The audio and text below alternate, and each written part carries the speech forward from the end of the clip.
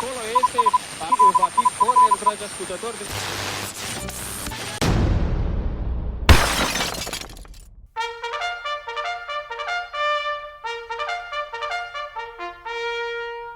Hello, obey, consume, marry and reproduce, and welcome back to Valverde and It Ain't Broke. I am Richard Jackson as usual. I'm in the living room as usual, in Valverde as usual.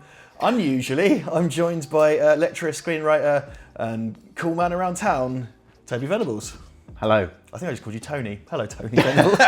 No, it's not for the first time, not for the last time I've been called that. The B and the N are next to each other on a keyboard, so, you know, it happens in emails all the time. Right, that's a touch typist in me, just getting that all wrong, I guess. Wow, yeah. Well, most recently, a small selection of John Carpenter's films have been restored in 4K and released in the cinema, and I went and saw They Live at my local Cineplex the other week. It's a film that's very close to my heart, one I like very much, and we have already discussed the thing, so today we're going to talk about John Carpenter's They Live.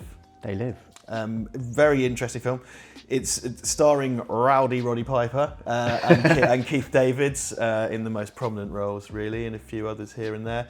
Made by Universal, 1988, and it's this kind of like socio-economic parable via the lens of 50s B movie, I think is the way to describe it. It's one of those movies that feels like a real kind of one-off as well. You can see there are other movies that that I personally relate it to. One of which is Night of the Living Dead, actually. Mm-hmm. Even though there are not a lot of laughs in Night of the Living Dead. I would say there are no laughs in well, Living Dead. Pretty much, yeah. It kind of, there are things about it that I relate to that, but it's one of those films that is political or subversive in a way that films rarely are, but occasionally are. Well, certainly in the mainstream, they're rarely subversive in that way. Probably, you know, Paul Verhoeven, perhaps. Well, this is one of Carpenter's wilderness films. So after his experience with the studio, he went off and did a few bits independently. So there was like this, Prince of Darkness, and a few bits like that. So it fits in there. So it's doing its own thing, and you can tell that it's not particularly high budget. I mean, I would never say it looks cheap, but it's not like some big budget extravaganza.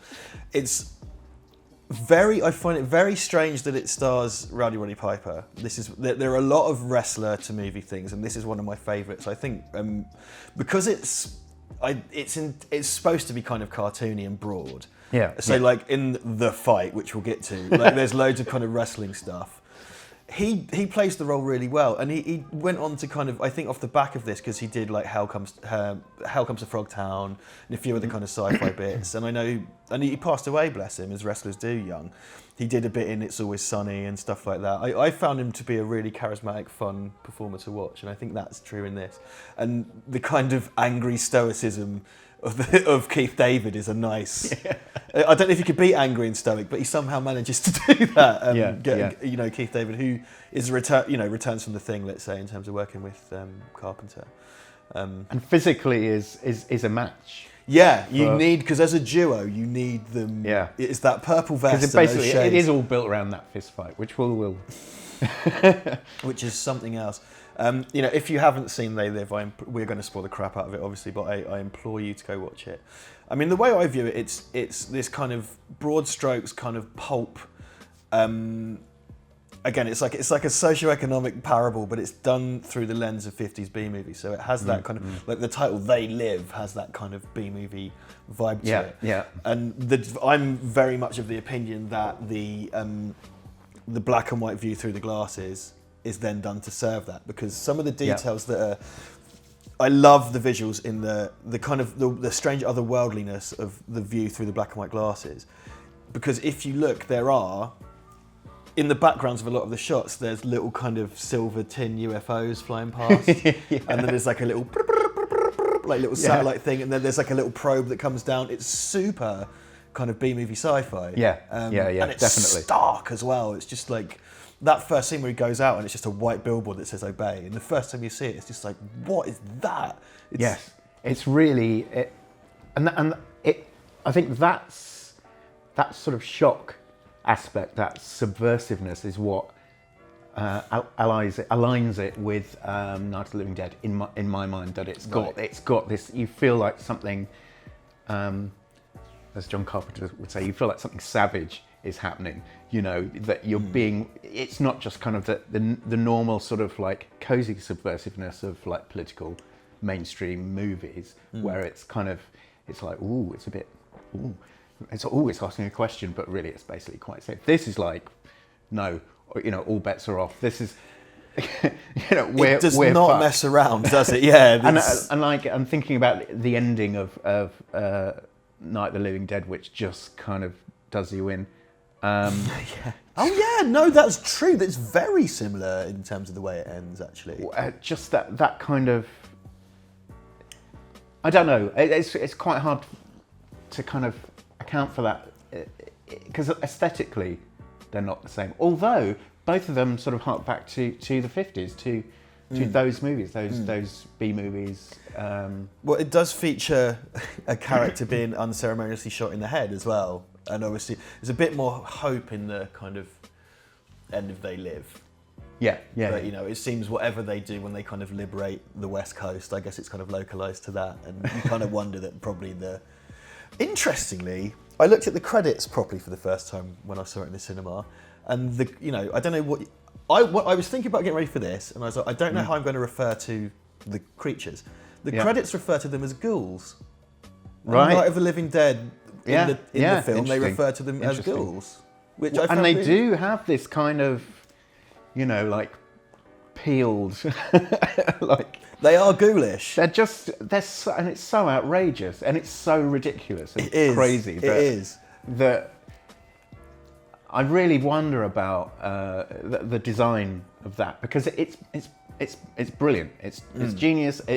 You can see it in a sort of 1950s context, just being there. Well, that's it. Well. Those as soon as the glasses go on, it's like vignettes to this 1950s invasion horror, and the lighting is complete. Like, so the first scene where he first sees one of the ghouls, which is the shorthand I will now use, at the magazine stand. Yeah. The first shot, it's kind of flat kind of lighting. Like I said on the thing review, like Carpenter uses super wide lenses a lot. So there's a kind of, there's always a distortion effect on quite a lot of his wides. And he even uses wide lenses often for conversations and stuff like that. But anyway, it cuts from a kind of quite flatly lit thing of the guy, and then he looks through the glasses, and it's a kind of noirish chiaroscuro effect, and there's shadows all over its face. Yeah. And then when he takes it off, it's back to normal again. Yeah. So they're kind of these little B-movie vignettes. So it looks like Body Snatchers or something when it goes in. Yes. And and all those, quite a lot of those movies themselves were influenced by kind of noir and expressionism anyway. Yeah. And it's kind of and the fact, I don't think it's no coincidence that all the imagery of posters and things, it's black and white. Yeah. It's very down the line, it's black and white, and it's stark. And that Invasion of the Body Snatchers is obviously as an idea is obviously the kind of touchstone, isn't it? That where they are among us. They're here already. They're here already. Yeah, they're already here. And that that in Invasion of the Body Snatchers, where he's basically shouting at the audience, saying "You're next." Yeah, it's like that part of it. Which is still, that is still a fantastic film. It's a shocking film. It's unnerving. It doesn't really quite ever go the way you hope it's going to go or think it's going to go. And all of those things, all of the elements of that film, I kind of see in John Carpenter's work generally, actually. And clearly he's so influenced by those sort of 50s B movies.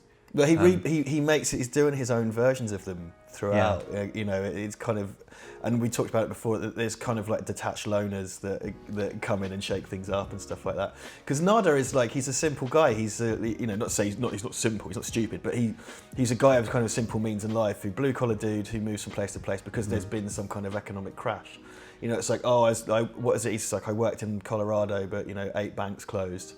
Yeah, and he's in the American version of the DHSS. I don't know what that's called, the job centre or whatever. Yeah, and she's just kind of like rolling her eyes.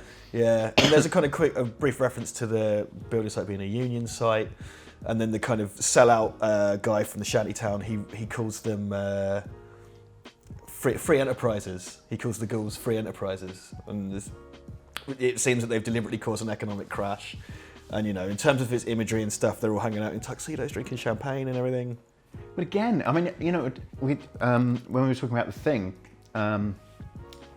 in another time, another place, but anyway, when we're talking about The Thing, we're talking about it being sort of ahead of its time, sort of aesthetically, in other ways as well. Yeah. This, like They Live, feels like, again, it's ahead of its time. That at the time, people, they sort of think it's fun, but actually, it feels like for it to have a remastered, reissued version right now is like, God, does it feel relevant now? Yeah. Well, if you made this in 2008, just after the crash, as well, it would work nicely. It's because it's a reaction to kind of politics of the 80s, and I'm feared to get into that before the InfoWars pricks descend, which they probably will have already because they saw They Live in the fucking. Put my hand on my microphone. Sorry about that. That's all right. We could put tinfoil on our heads next. So it's clearly going after a certain point in American economic history, if you like. It's Reagan, really, I think, that it's talking about. Yeah. And they're a great... I said this before, like Carpenter, it's not so much in the scripts. I think he makes everything sing. And this is an example of a film where in the credits there are loads of fake names because they're all him. So it's like music, production, so it all... Frank Armitage. Oh, there's loads of really great... He uses like tough guy names, doesn't he? Like for his alternates. But he just makes all the things sing. So it's not about having a particularly dense script. It's using the kind of visuals. And there are great little moments of like kind of storytelling irony. Like after the shantytown's been raided, the TV is playing an advert for a fashion show, and it's like, as we head into the roaring 90s and these new fashions, and then it cuts to the displaced people picking up rags off the floor looking for their clothes. Yeah. Just a great subtle bit of visual storytelling, Yeah, and that kind of, and the use of the TV. The only other thing that I can think that is sort of close to mainstream that is like is Verhoeven and RoboCop and Starship Troopers, and that that very kind of the irony that sometimes passes people by and they take it completely on board, and you're like, yeah, I want to join the Starship Troopers. Yeah. It's like, ooh. Okay. Did you notice their uniforms at the end? How they're sort of basically Nazis? It's a little bit fascisty, isn't it? Well, it's just like, it's just Doogie Howser dressed like a member of the SS at the end. Doogie Howser is Goebbels. Like, come on. It's afraid! That's a film we should talk about as well. Actually. Oh my God. Yes, yes indeed. But anyway, circling back round, it's just so stuffed full of everything, and I think it really more people should see it because I think it kind of speaks on so many levels about this stuff, and it's not subtle. No. At all. I mean, he cast a fucking wrestler, and it's got an 8.5-minute fight scene in the middle of it. Yeah. I find it very interesting the casting of that, and I don't know about the background, but I mean, because it could have been Kurt Russell. You can imagine. Yeah, for sure, absolutely. You can imagine Kurt Russell in that role, and there are all sorts of reasons why it might have been. Yeah. But it wasn't. And I'm glad it's not. And I love Kurt Russell and John Carpenter, but I'm glad it's not because Rowdy just gives such a great performance in this. Well, he at the start of the film, he's this kind of big gentle guy. He's like a big bear of a guy who's very. He's quietly spoken, he's polite, and had it been Kurt Russell, you might, you're thinking, okay, it's Snake Plissken, so all of that stuff. He's already he's got baggage, hasn't ready. He? Whereas this guy, although he's capable, is just like just doesn't want to cause trouble, doesn't want to get involved, doesn't want to create a fuss. But unfortunately, it's dragged into it. I think it's interesting that, and again, it might be kind of quite uncomfortable viewing, but. The initial discovery just turns into a spree shooting, and it's just it's quite uncomfortable to watch. Where he's just kind of tooled up. We know what's going on, but to the people in the film, he's just walking around killing people, tooled up, And okay, that was less of a thing then. Unfortunately, it's a constant thing now. But it is basically a spree shooting. I showed this film to my friend Marta the other day. She'd never seen it, and I was just like, I'm so fucking jealous of you right now, getting to watch this for the first time. So like the first act is super ordinary. You know, it's a guy and it looks like he might have found a terror cell or some kind of conspiracy. And then as soon as the glasses go on, you've had no indication at all of what this could be, but as soon as the glasses go on, the whole thing changes. And so I was watching this with my friend and she was kind of like, oh, that's nuts, that's really cool. And then she was like, is this just a gun massacre? And I was like, no, it's got, you know, because like he's tearing around and the dialogue's ridiculous as well. The line, I came here to chew bubblegum, kick ass and all that bubblegum. Everybody knows that, but surprisingly few people know where it comes from, which is this. And it's been reused in, like, Duke Nukem Stole It and all kinds of stuff have used it. And it's Roddy Piper himself who came up with it. Yeah, apparently. well, that's such wrestling kayfabe trash talk, isn't it? Like, it's and also, what's so funny about it, what makes, and it kind of says everything about the film in a way, that what creases me up about that line is, for a start, it comes completely out of nowhere. It's like he just walks into a place and says it. It's, like, it's not in response to anything. Yeah. He's never said anything like this before. Yeah. It's just like... It's a key change, Here's isn't a it? line. It's a complete key change. But the other thing that really creases me up is the fact that if you say, I came here to chew gum, chewing gum is cool. But it's bubble gum. It's not cool at all. When it's like I came here to chew bubble gum. It's like, when kids it's do this like that. 6'5", tooled up, like I know, mulleted. that's what's so ridiculous about it. I don't know. I know lots of wrestling fans who watch this. I don't know how tall Roddy is. He's big. Yeah, He's big. big. It still plays into the ridiculously of. Well, and Mum, I don't like tattletales. And you, what was it? You look like you fell in the cheese dip back in 1956. Formaldehyde face. Like the whole tenor of that film just goes whoop, and it becomes this mad thing. It is. I was kind of looking at it from a. It's kind of deceptive because I was watching it. I watched it again a few nights ago, as I said, and I was trying to view it from a structural point of view, and I was kind of looking at it going like, I don't think this has a 3-act structure, but then actually it really does, and that is the kick-off into Act 2, where it changes tone, and it kind of has. What I would say is it's unevenly paced, but in a good way. I kind of like it in that it's from this to that, to this to that, to this to that, to this to that. So it's not exactly breathless, because, you know, unevenly paced is normally a bad thing, but it's deceptive because it feels like there isn't a first, second, third act when there really clearly is. And those gear changes, because that's really what it is, isn't it? And it's like, and I was talking the other day about Superman, the movie, the Christopher Reeve movie, where there's like one of the biggest gear changes that I can think of, where the first act is really, really serious, and it's, you know, this really is where like superhero movies. This is for another time, but briefly, this is where superhero movies kind of begin. This is like treating the subject with huge seriousness and gravitas, and all these old English actors brought in to bring even more gravitas.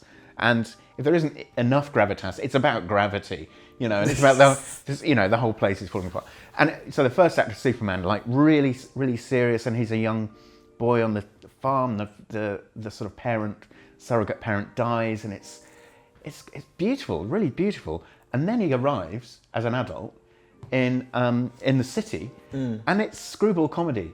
Yeah, and massively. Like, and it's like, because there's a shift from this world to that world, and it kind of works. And I feel like it's that in this, where it's like there are points at which it's like it's flipping from, okay, you thought it was this world, because the first up until he starts taking action, it's quite downbeat. It's not funny, and everything plays not into that as well. It's the kind of long takes. It's it's got this kind of slow westerny music, the kind of guitar riffs.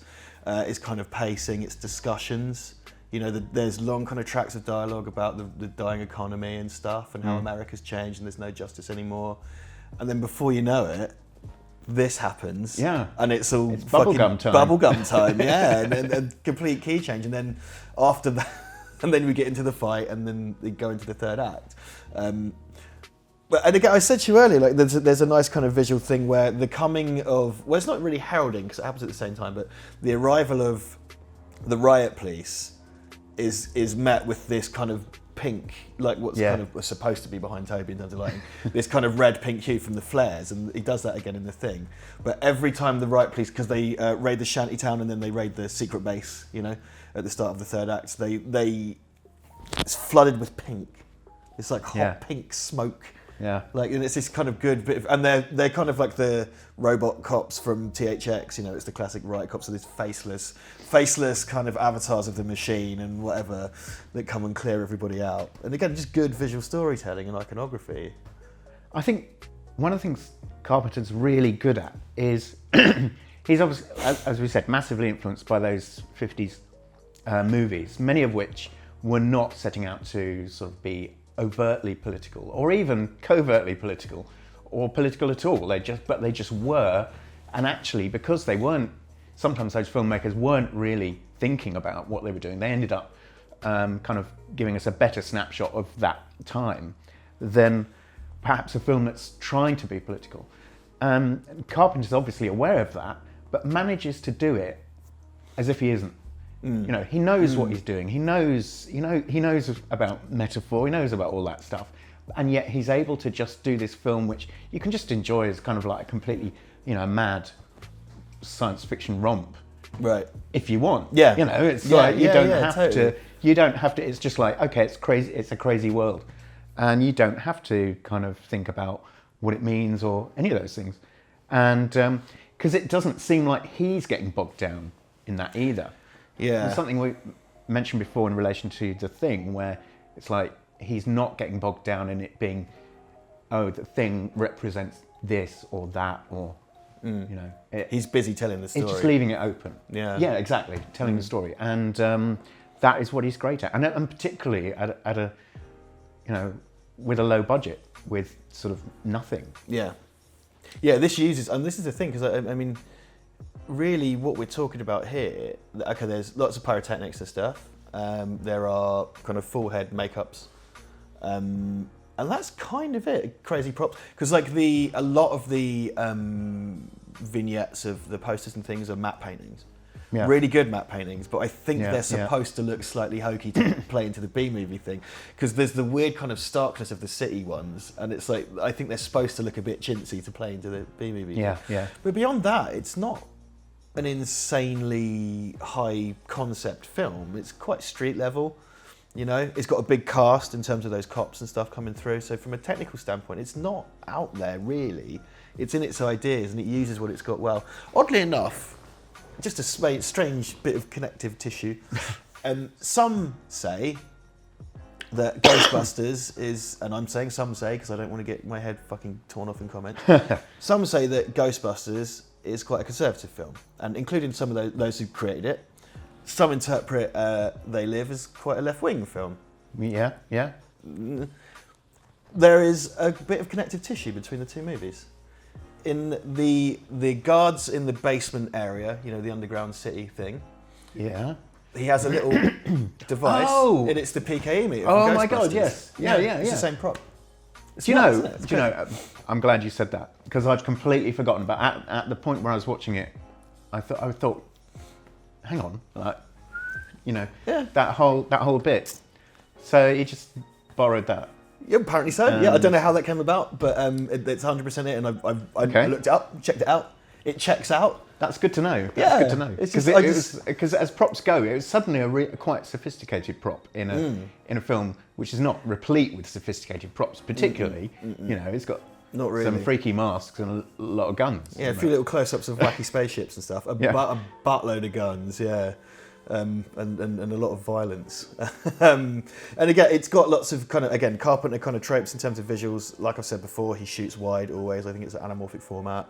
There's lots of Steadicam following shots and things like that. He likes to show faces a lot. So actually as well, something about this, it's not entirely true, but I wouldn't say it's minimal in dialogue, but it's light on dialogue. And there are long sections of no speaking, so like when Nada's kind of like scoping out the church and things like that, and nice little thrown away bit. So it goes long sections without anybody saying anything, because again, he's a good visual storyteller. Absolutely, yeah. Bit where Keith, I really liked, it kind of didn't need to be done, but it's a really economic bit of storytelling. Keith David sat around talking with the other characters in the shanty town, and they're talking about, you know, how the economy sucks and stuff. And he looks across, and you see Rowdy Roddy go up to the kid and borrow his binoculars. Yeah. And then walk off. And then later on, he's just got binoculars. Yeah. They didn't need to explain that, but that showing that doesn't waste any time. It's really economical. And then also, that's the kid that he saves and puts with the family when he's escaping the clear-out. Yeah. Just great little tee-ups of. And also, it's like a little moment of trust and sharing, and like there's a little group of people who have. It's like, you know, because he's a polite guy. Yeah, he's a nice guy. He's a gentle guy. He asks, "Can I borrow this?" The person's like, "Yes, you may." You know, it's a bit of humanity, and which, in a way, is kind of nothing. But actually, later on, that sort of stuff. It seems really important. I think when you watch it again, those moments suddenly seem more important just because they're showing a bit of humanity, and you kind of know what is coming. Yeah.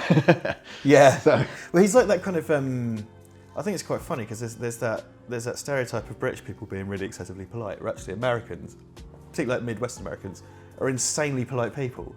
And it's sort of like, sir, madam, don't use curse words. And he's that kind of respectful American, nice guy. You know, he's very much. I guess he's from Colorado because he says he works in Colorado, but I don't know. That character doesn't really matter. But he's that kind of polite, respectful American dude, and he has that. You know, I believe in America. I put in a hard day's work, and then he finds. Do you know the line I love? There's a line where when he's first popped the glass and he goes, I knew it'd be something like this. It's so good. It's just of course. Yeah, I kind of guessed. Saw that coming, like because it is the most we didn't see that coming moment in any film ever. Just figures it'd be something like this. But it's basically that's just an oh shit moment, isn't it? Well, like, it's a nice. It's sort of like validating your most fears. paranoid fantasies. Yeah. It's just kind of like, so it is interdimensional aliens that why I'm poor. But it's like with a heavy, it's sort of big sigh, like oh. I've got to say that's brutal. I would just be like, oh, for fuck's sake. You know, I thought I had a shot, but nah, mate. Yes, apropos of nothing or not. I think this film is really famous for the much parodied and referenced fight scene in it. And I do think it is relevant to the piece because it's a very good statement of intent of like, you know, don't take this too seriously. Like, or if anything, that's kind of like maybe a bit of a smokescreen because it's got a very serious message in it. But and because they take advantage of Roddy's like wrestling background because there's loads of Jesus Christ, like okay. It's the thing, you know, realistically, and this is not a realistic film, they would fucking kill each other. Like the stuff they do to like each other. one punch maybe, and it would be over basically. If one of those punches connected. Because he like suplexes him into concrete and stuff like that.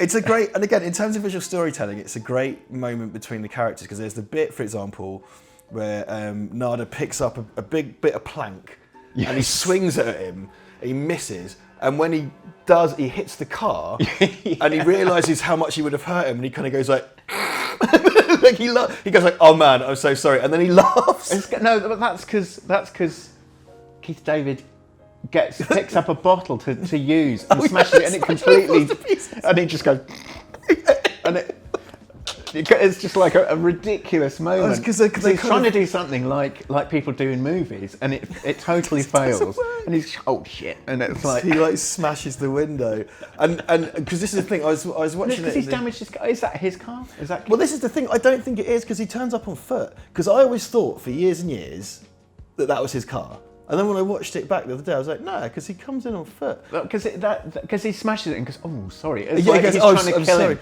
And it's like, oh, sorry, I didn't mean this. But, you know, smashing your windscreen, that's like beyond the pale.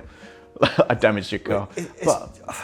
I don't know. It's just, I don't know. The thing is, right, I don't, apart from sort of saying like, you know, don't take this too seriously and whatever, or maybe it's a smokescreen or whatever, I don't really know what the fight is trying to say. Like in terms of a bit of like hyperbolic comedy, it's fucking brilliant because it keeps, I think, I have measured this, I can't remember, I think it's like 7 or 8 minutes long, I can't remember, it's long. Yeah. It's probably just like 4 or something, I don't know. Wait, 6 minutes? It keeps looking, and that's the thing, because it's so ground level and unspectacular. There's no backflips and stuff. Okay, some wrestling moves, but it's just like, and they keep stopping it and starting it back up again. So he lends it, gives him his hand, and then he just like, I can't remember what he says, but then he like punches him, and it's like, put on the damn glasses. Like, he goes to punch him in the nuts, and then Keith David goes like, dirty motherfucker. Oh god, it's so good. But there's a kind of, because you're wincing all the way through it, like ooh, and it is for a moment it is like that wrestling experience where you kind of know that they're probably not going to kill each other. Yeah, right.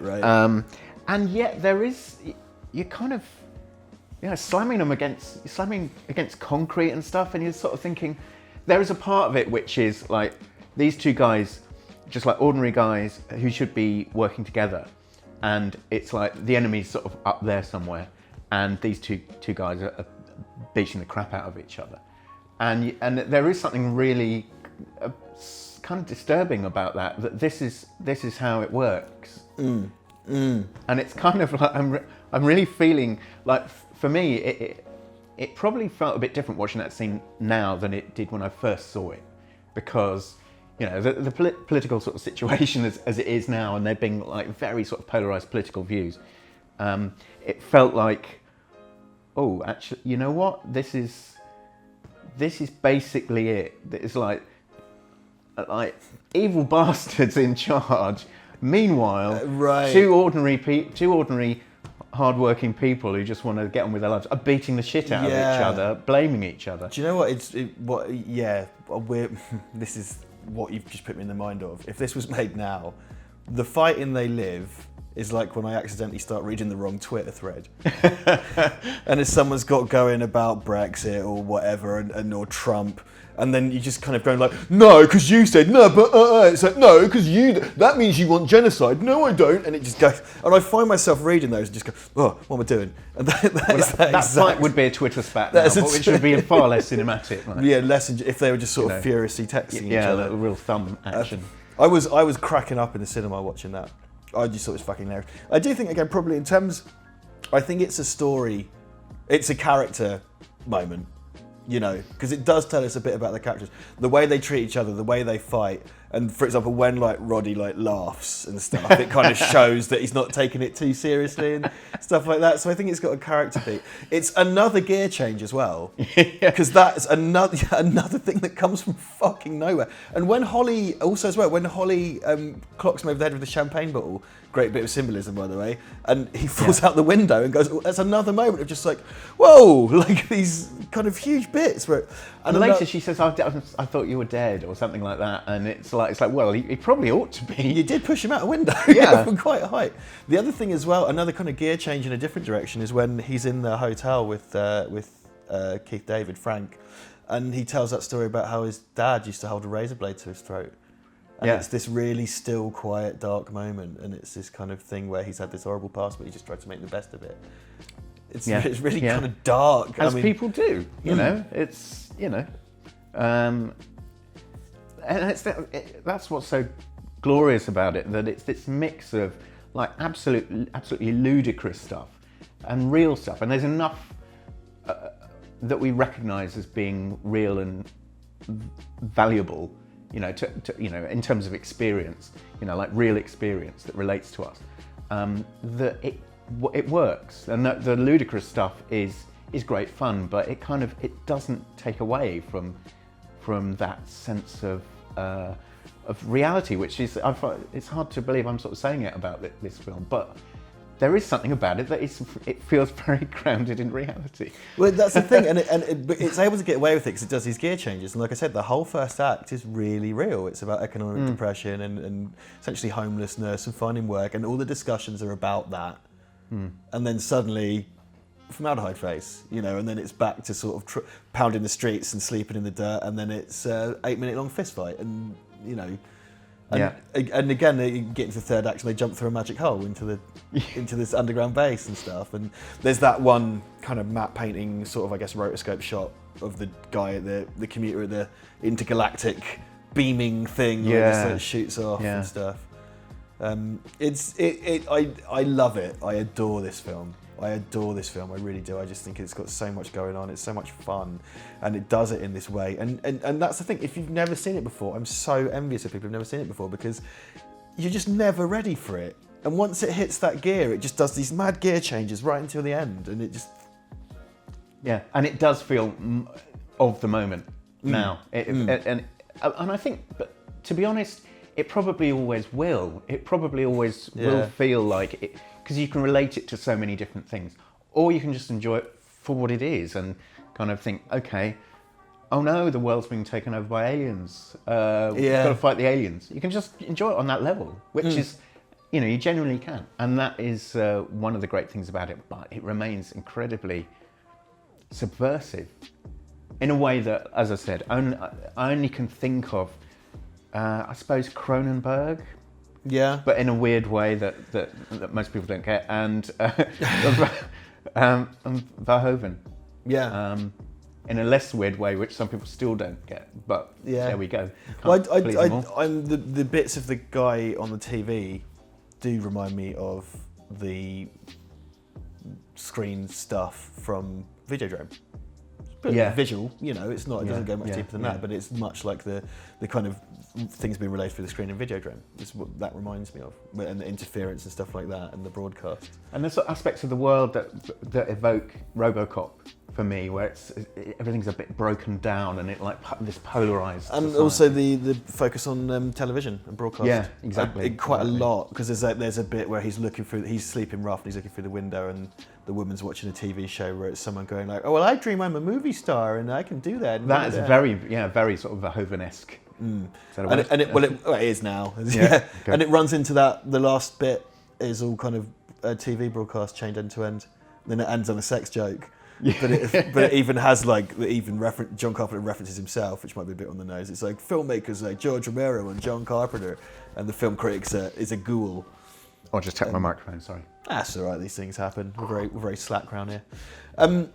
Well, I'm feeling quite happy about that. I've rather enjoyed this. I think it's probably time to wrap up. I want to watch it again. Yeah, I know, right? Like all the time. I want to buy big glasses and grow a mullet, but you know, it's not going to happen anytime soon.